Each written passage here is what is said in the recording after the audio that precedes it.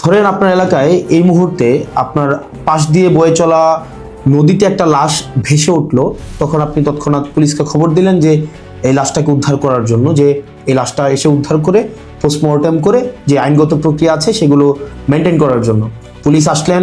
Police এসে সেই লাশটা আপনার বাসা থেকে ফর এক্সাম্পল 50 কিলোমিটার দূরে আপনার সদর হসপিটালে নিয়ে গেলেন, সেখানে পোস্টমর্টেম করা, সেখানে হচ্ছে ডোমকে রাজি করানো, তারপর হচ্ছে জানাজা, দাফন কাফন, এই প্রত্যেকটা কার্যক্রম পুলিশ নিজে উপস্থিত থেকে করলেন বা করেন। এটাই, পুলিশ ছাড়া এই কার্যক্রমগুলো কেউ করে না। অথবা কেউ হারিয়ে গেলেন, অথবা কেউ আত্মহত্যা করলেন, এই যে কার্যক্রমগুলোকে আমরা পুলিশকে দিয়েই হচ্ছে আমরা করতে হয়।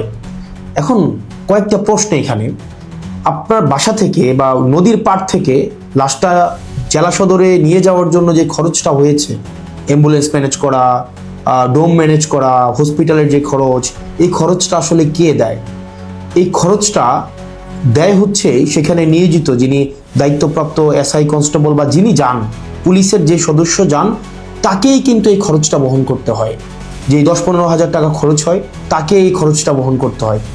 যদিও সরকারি নিয়ম আছে যে এই খরচটা ফেরত দেওয়া হয়, কিন্তু যেই টাকা খরচ হয় আর যেই টাকা ফেরত দেওয়া হয়, ফর এক্সাম্পল 10,000 টাকা যদি খরচ হয়, সেখানে ফেরত দেওয়া হয় 500, 1,000, 2,000 টাকা। তো সেটা দেখা যায় খরচ হওয়ার তুলনায় প্রাপ্তির যেই ব্যবধান, সেটা দৃশ্যমান অনেক বেশি ব্যবধান। তো এই পুরো খরচটা কিন্তু পুলিশকেই বহন করতে হয়। দ্বিতীয়ত হচ্ছে, আপনি যদি আপনার এলাকার থানাগুলাতে যান, থানাগুলাতে গিয়ে যদি দেখেন যে আপনার এলাকার এসআই, কনস্টেবল বা আপনার যারা সেবা দিয়ে থাকেন যে পুলিশগুলা কোন ধরনের পরিবেশে থাকেন, আপনি বিশ্বাস করেন, যদি আপনি ওই পরিবেশটা দেখেন, আমরা ইউনিভার্সিটিতে যেভাবে গণরুমে ছিলাম, এক রুমে গাদাগাদি করে অনেকজন, ফ্লোরিং করা, শুধুমাত্র তোষকটা থাকতো, উপরে ফ্যান নাই, যথাযথ পয় নিষ্কাশন ব্যবস্থা নাই, তারপরে হচ্ছে ভেন্টিলেশন সিস্টেম নাই। একটা মানবীয় জীবন বলতে যেটা বোঝায়, আপনার থানাগুলোতে পুলিশরা সেই ধরনের পরিবেশে থাকে।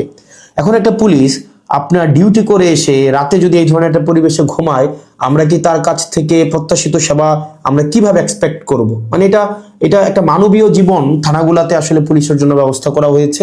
এত বছরেও পুলিশ এই সেবাগুলোতে, এই মৌল মানবিক পুলিশের যেই বেসিক যে সেবাগুলা, সেগুলো এখনো পর্যন্ত কিন্তু সংস্কার করা হয়নি। তৃতীয়ত, সবচেয়ে গুরুত্বপূর্ণ এবং তৃতীয়ত যেই অসুবিধাটি আমি থানাতে দেখলাম এই কয়েক মাসে, সেটা হচ্ছে আপনার থানা থেকে একটা অপরাধ কার্যক্রম সংগঠিত হয়, ফর এক্সাম্পল 15 কিলোমিটার, 20 কিলোমিটার দূরে। একদিনে অনেকগুলো অপরাধ কার্যক্রম সংগঠিত একটা থানায় হতে পারে। পারিবারিক কলহ, মাদকের সমস্যা, ছিনতাই, ডাকাতি, চুরি, একাধিক সমস্যা সেখানে ঘটতে পারে। এখন প্রশ্ন হচ্ছে, একটা থানায় যদি আমার 16-17টা ইউনিয়ন, 20টা ইউনিয়ন, কোনো কোনো জায়গায় তারও বেশি ইউনিয়ন, প্রত্যেকটা জায়গায় যদি কোনো ধরনের অপরাধ কার্যক্রম সংঘটিত হয়, ধরি 10টা জায়গায় সংঘটিত হইলো বা 5টা জায়গায় সংঘটিত হইলো, আমার এই 5টা জায়গায় কিন্তু তাৎক্ষণিক রেসপন্স করতে হয়। এখন তাৎক্ষণিক যদি আমরা রেসপন্স করতে চাই, সেই জায়গাগুলোতে পৌঁছাইতে অবশ্যই আমাদের গাড়ির প্রয়োজন।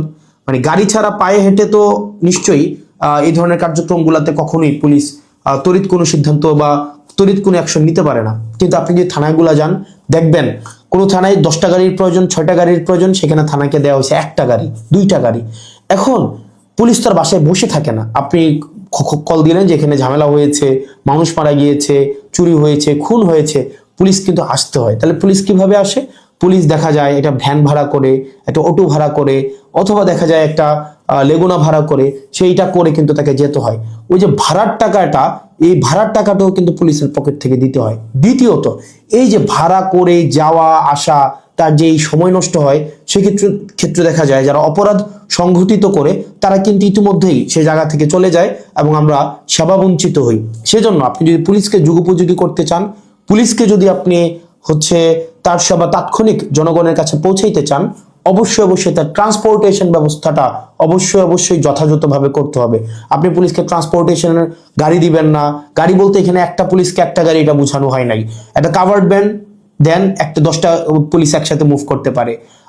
তারপর হচ্ছে একটা থানায় যদি আপনি 5টা 6টা গাড়ি দেন, তাহলে সেক্ষেত্রে কিন্তু ওই এলাকার অপরাধ কার্যক্রম অবশ্যই অবশ্যই দৃশ্যমান কমে আসবে, কারণ পুলিশ ইমিডিয়েট রেসপন্স করতে পারবে। কারণ পুলিশ যদি ইমিডিয়েট রেসপন্স করতে না পারে, অপরাধ সংঘটিত হয়ে যাওয়ার পরে যদি রেসপন্স করতে হয়, সেক্ষেত্রে দেখা যায় দিন শেষে অপরাধী কিন্তু পালিয়ে যায়। সেজন্য পুলিশের দক্ষতা, পুলিশের সেবা যদি আপনি জনগণের দ্বারগোড়া পৌঁছাতে চান, অবশ্যই অবশ্যই আপনার ট্রান্সপোর্টেশনের ব্যবস্থা উন্নতি করতে হবে। এখন আমাদের বর্তমান বিদ্যমান যে পুলিশ ব্যবস্থা রয়েছে, এই পুলিশ ব্যবস্থার থানাগুলোতে, আমি থানাগুলোর কথা বলবো, থানাগুলোতে তাদের অ্যাকোমোডেশন সমস্যা, তাদের বাসা, তাদের থাকার জায়গা নাই ঠিকঠাক ভাবে, গণরুমের মতো তাদেরকে থাকতে হয়, এবং তাদেরকে যে বেতন দেওয়া হয়, এই বেতন দিয়ে যে একটা স্বাভাবিক জীবনযাপন করবে, সেটা কোনোভাবেই সম্ভব না। দ্বিতীয়ত হচ্ছে আপনি তাকে ট্রান্সপোর্টেশনের ব্যবস্থা করছেন না যথাযথভাবে। আপনি তাকে হচ্ছে দেখা যাচ্ছে যে আপনি তাকে ঢাল তরোয়ার ছাড়া, ট্রান্সপোর্টেশন ছাড়া আপনি অপরাধী ধরতে পাঠাচ্ছেন, টহল দিতে পাঠাচ্ছেন। সেক্ষেত্রে কিন্তু তাকে ট্রান্সপোর্টেশন ম্যানেজ করা এবং সেখানে যে ভাড়া মেটানো, সেটাও কিন্তু তার পকেট থেকেই করতে হয়। সরকার যে অ্যালটমেন্টটা দেয়, সরকার যে বরাদ্দ দেয়, সেটা খুবই খুবই প্রয়োজনের তুলনায় অপ্রতুল। তৃতীয়ত হচ্ছে আপনি পুলিশে একটা হচ্ছে, আমি অনেকগুলো অফিসারের সাথে কথা বলেছি, রিটায়ার্ড অফিসার, চাকরিরত অফিসার, তাদের সাথে কথা বলেছি। পুলিশে ম্যানেজ করে নেওয়া একটা কালচার আছে, ম্যানেজ করে নেওয়া একটা কালচার। ফর এক্সাম্পল, আপনি কনস্টেবলকে পাঠাইলেন কোন একটা জায়গায় আসামি ধরার জন্য, সেখানে 5,000 টাকা খরচ হবে যে আসামিটা ধরতে, ট্রান্সপোর্টেশন কস্ট বা তদন্ত এই জায়গাগুলোতে। তখন কনস্টেবল তার মানে ঊর্ধ্বতন কর্মকর্তাকে উনি বললেন যে স্যার টাকা কোথায় পাবো? তখন বলে ম্যানেজ করে নাও। এখন ম্যানেজ করে নেওয়া অর্থ, সেটা নিশ্চয়ই আমরা বুঝেছি ম্যানেজ করে নেওয়া বলতে কি বোঝাচ্ছে। এবং আরো শঙ্কার বিষয় সেটা হচ্ছে পুলিশের অনেক বড় বড় প্রোগ্রাম হয়। এই প্রোগ্রামে অনেক ক্ষেত্রে, সব ক্ষেত্রে না, কিছু কিছু প্রোগ্রাম আগে হতো, এখন বর্তমানে আছে কিনা এটা আপনারা জানাবেন। আগে এরকম নাকি হতো, মানে পুলিশের অনেকেই জানিয়েছেন এরকম নাকি হতো, একটা বড় প্রোগ্রাম হবে, এই প্রোগ্রামে দেখা যায় ঊর্ধ্বতন কর্মকর্তারা অধীনস্থ কর্মকর্তাদের হচ্ছে ভাগ করে দিত যে খাবারের দায়িত্বটা তোমার, ডেকোরেশনের দায়িত্বটা তোমার, লাইটিং এর দায়িত্বটা তোমার। তো এখন টাকা আসবে কোন জায়গা থেকে? ম্যানেজ করে নাও। তো দেখা যায় অধস্তন কর্মকর্তারা সেটাকে ম্যানেজ করে নিতেন। তো নিশ্চয়ই ম্যানেজ করাটা সরকারের দায়িত্ব, ম্যানেজ করা তো অবশ্যই কোনো কর্মকর্তা কর্মচারীর দায়িত্ব না।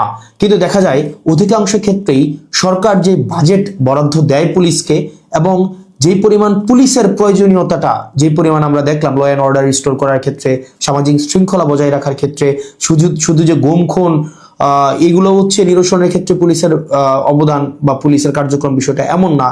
স্বাভাবিক শান্তি শৃঙ্খলা, নিরাপত্তা, জীবনমালের নিরাপত্তা নিশ্চিত করার ক্ষেত্রে কিন্তু পুলিশের স্বাভাবিক অনেক ধরনের কার্যক্রম হয়। আপনার পরীক্ষার ডিউটি থেকে শুরু করে অনেক ধরনের কার্যক্রম হয়, এবং পুলিশের কে আরো বিভিন্ন কাজে ব্যবহার করা হয়। যেমন এটা খুবই খুবই, আমি পার্সোনালি এই জিনিসটাকে আমি সবার সামনেই বলছি, এই জিনিসটাকে আমি পার্সোনালি এই জিনিসটাকে কখনোই ওয়েলকাম করব না। অপ্রয়োজনীয় প্রোটোকল দেওয়া, যে যদি এলাকায় এমপি যায়, পুলিশকে দেখা যায় প্রোটোকল দিতে, মানে অপ্রয়োজনীয়। দেখা যায় ওসিকে আমরা অতীতেও দেখেছি, ওসি সবসময় হচ্ছে আপনার এমপির সাথে সাথে থাকতে হয়, একটা থাকেই থানায় একটা গাড়ি। এখন একটা গাড়ি নিয়ে যদি আপনার ওসি বা অন্য কর্মকর্তারা আপনার এমপির সাথে সারাদিন ব্যাপী থাকতে হয়, যেখানে যায় সেখানে যেতে হয়, তাহলে ওসিও কিন্তু তার স্বাভাবিক থানা কার্যক্রম করতে পারে না, সাধারণ মানুষ সেবা বঞ্চিত হয়। একই সাথে সাথে যে একটা গাড়ির, এই গাড়িটাও কিন্তু অপচয় হয়। সেজন্য, এবং আপনারা জেনে থাকবেন যে এমপির সাথে পুলিশ সবসময় থাকে, কিন্তু এটা কিন্তু কোনো নিয়মে নাই, কোনো প্রোটোকলে নাই। এমপির সাথে পুলিশ থাকবে, এটার কোনো প্রোটোকল নাই, কোনো প্রোটোকলেই নাই। এটা হচ্ছে আগে রাজনৈতিক যে কালচার ছিল, রাজনৈতিক কালচারে পুলিশ এমপির একটু নজরে পড়ার জন্য বা একটু স্বাভাবিকভাবে এই কার্যক্রমগুলো, পুলিশকে রাজনীতিকীকরণ হওয়ার কারণে পুলিশ যে স্বপ্রণোদিত হয়ে সব ক্ষেত্রে করেছে বিষয়টা এমন না, পুলিশকে করতে বাধ্য করা হয়েছে ক্ষেত্র বিশেষে। তো সেজন্য আমরা যদি পুলিশের সেবাটাকে জনগণের দোরগোড়ায় পৌঁছাতে চাই, আমরা যদি চাই জনগণ যথাযথভাবে পুলিশের সেবাটা পাক, তাহলে কিন্তু অবশ্যই আপনি পুলিশের, বিশেষ করে থানা পর্যায়ের থানা পুলিশের, কারণ সবচেয়ে বেশি কিন্তু থানায় পুলিশকে স্বাভাবিক সাধারণ মানুষ যায়, আপনি থানার পুলিশের অবশ্যই অবশ্যই আপনি তার আবাসন ব্যবস্থা নিশ্চিত করতে হবে, যথাযথভাবে তার বিশ্রামের পরিবেশ আপনি নিশ্চিত করতে হবে, নিরাপদ পানির ব্যবস্থা নিশ্চিত করতে হবে, খাবারের ব্যবস্থা নিশ্চিত করতে হবে, এবং তার ডিউটির এখানে একটা প্রোটোকল আপনার নিশ্চিত করতে হবে। আপনি 24/7 একটা মানুষ কখনোই, একটা স্বাভাবিক মানুষ স্বাভাবিকভাবে কখনোই ডিউটি করতে পারে না। 2 নম্বর বিষয় হচ্ছে ট্রান্সপোর্টেশনের ব্যবস্থাটাকে আপনি নিশ্চিত করতে হবে। একটা থানায় একটা গাড়ি দিয়ে একটা থানা কখনোই চলতে পারে না, 2টা গাড়ি দিয়ে একটা থানা কখনোই চলতে পারে না। আপনি পুলিশের উপর চাপিয়ে দিবেন যে ম্যানেজ করে নাও, ম্যানেজ করে নাও। পুলিশ যখন ম্যানেজ করতে যাবে, তখনই কিন্তু জনগণ পুলিশের হচ্ছে একটা সাংঘর্ষিক অবস্থা তৈরি হয়। তখনই হচ্ছে উৎকোচ গ্রহণের হচ্ছে এক ধরনের বৈধতা মানসিকভাবে উৎপাদিত হয়। সেজন্য আমরা পুলিশকে এই ম্যানেজ করে নেওয়ার প্রবণতায় না ঠেলে দিয়ে সরকারের কাছে এই বিষয়গুলো নিয়ে আমাদের আহ্বান থাকবে বাজেট বৃদ্ধি করা, এবং সেগুলোর হচ্ছে আমাদের যে টেকনিক্যাল জায়গায় আমাদের রিসোর্স সেখানে